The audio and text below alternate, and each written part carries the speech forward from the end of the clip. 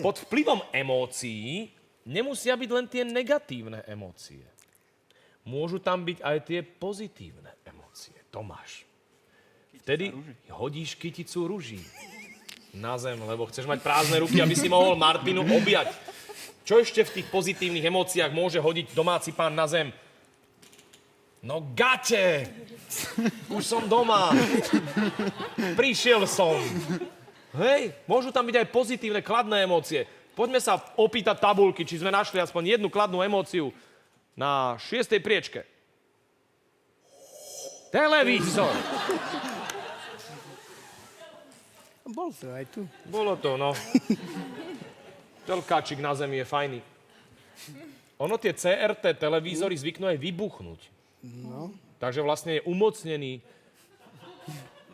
ten hnev. Lebo keď teraz ten plochý, keď chytíš, tak iba to robí, že krch.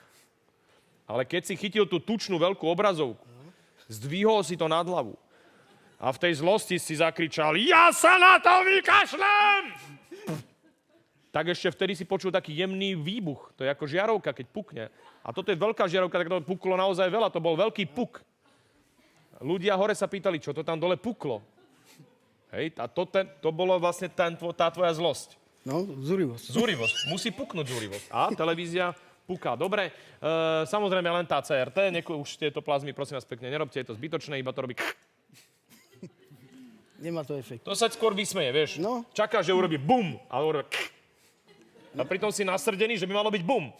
Tak. A zrazu, vieš, pozerá sa na teba manželka, aj tá televízia ti to povedala.